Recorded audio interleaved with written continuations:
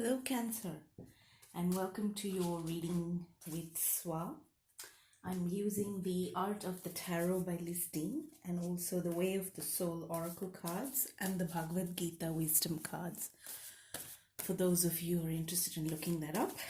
Now, Cancer, what do we need to know for you for the month of June? What's coming up for you? What's your romantic love life looking like? What's your finances looking like? What are your friendships looking like? What's on the horizon for you? Let's have a look and see. This is what's up for Cancer. We've got the Six of Cups. We've got the Strength card. Someone in your life is resurfacing from the past, it looks like. You've got the Five of Swords. You're kind of done with them. You've made a decision. But the story does not want to end. You feel like in your mind you've put a stop to this, or you've come to a decision and you're waiting for consensus, you're waiting for this kind of unanimity, but the Lovers card shows up just after you think you've made that decision. And then you've got what you're looking at is the Lovers and the Queen of Pentacles. So the other person is still interested in offering you commitment. You feel like it's done, but the other person is offering you commitment.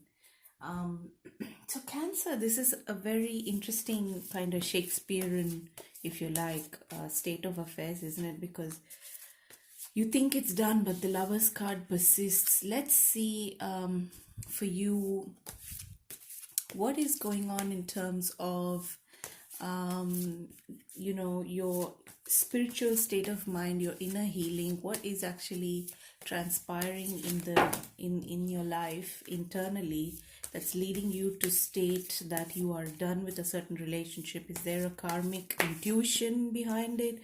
Do you have a sense of enthusiasm? This is about the will to fight for something that you care about. This is about you actually making up your mind to fight for this connection, or this happens. It's not just about this connection. It's more like the underlying the fact that you even want a relationship. That's where we're actually starting from. Well, it looks like, do I even want a relationship? There's a crisis of faith in this story in the Mahabharata, when Arjuna gives up and Krishna has to then, this is the card where, this is the moment in the story where the Bhagavad Gita was expounded by Krishna on the battlefield to Arjuna, and he says, don't lose faith. The import of this is don't lose faith. And he's asking you to, rally up your wits and just kind of, think about the one focus that you need and leave the rest up to God or a higher power. He says, have faith in me.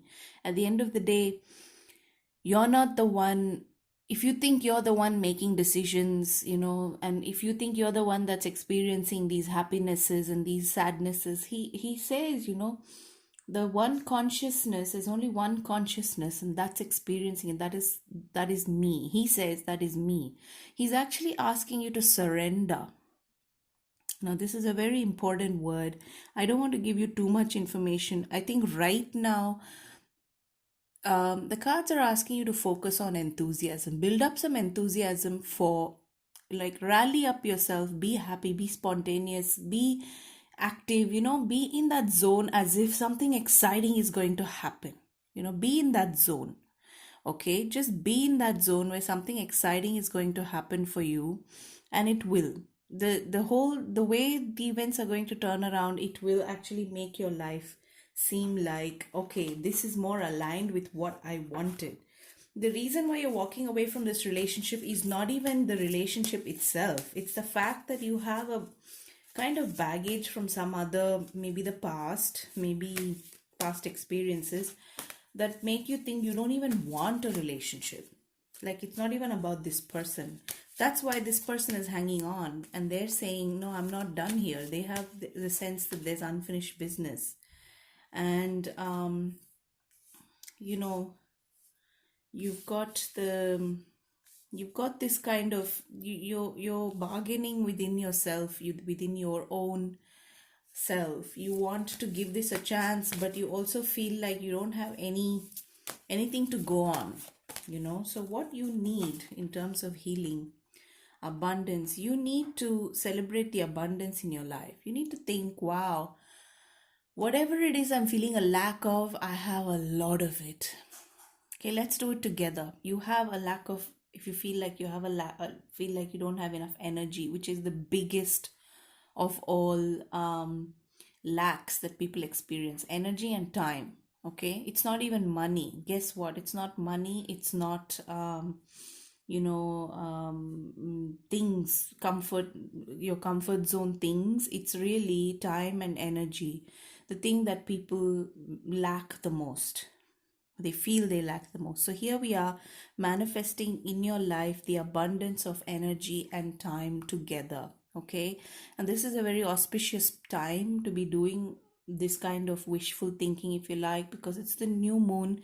It's going to grow into a full moon. You watch, in the next fortnight your life is going to overflow with abundance, especially of time and energy to do the things you want to do, for self-care, for looking after yourself, for healing the parts of you that need that healing to become more whole, so that you can be open to a relationship, you know because it's all run, run, run, and it's easy to burn out. And I know how you feel. And because you are an emotional sign, the water element does tend to be very, it just sort of runs its course and runs its course, and sometimes that course doesn't end.